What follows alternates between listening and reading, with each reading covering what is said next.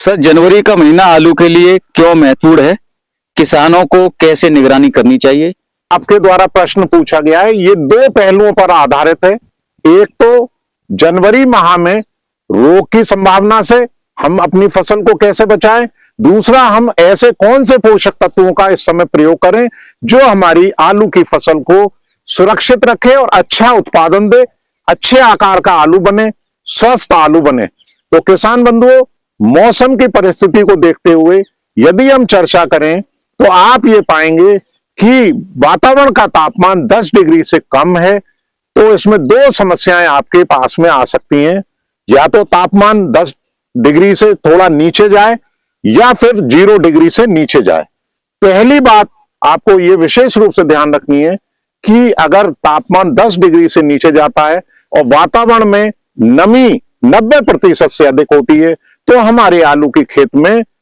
जो हमारा पछेती झुलसा रोग है, जो फाइटोप्थोरा इन्फेस्टेंस नाम की फफूंदी के द्वारा फैलता है, उसकी संभावना बनती है। इसलिए आपको विशेष रूप से निगरानी रखनी है कि किसी भी पत्ते पर कोई भी निशान आपको दिखाई दे, किसी भी फसल में किसी भी तरीके की कोई समस्या अगर दिखाई दे रही है तो आप तुरंत वैज्ञानिक की सलाह लें और उसी के अनुरूप आप बाजार से जो वैज्ञानिक द्वारा आपको जानकारी उपलब्ध कराई जाए उसी तरीके से उसका निदान करें। दूसरी बात यह है कि इस तापमान 0 डिग्री से नीचे जाता है तो आलू में पाला मारने की समस्या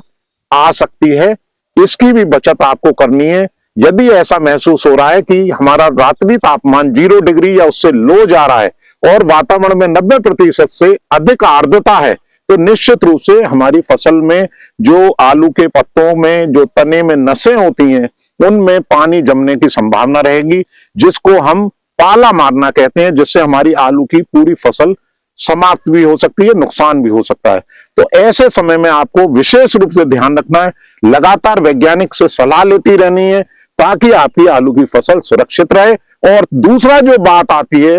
वो ये आती है कि इस समय हमें कौन से तत्वों का छिड़काव करना चाहिए। यदि आपकी आलू की फसल 60 दिन की 65 दिन की है तो आपको 05234 का प्रयोग करना है,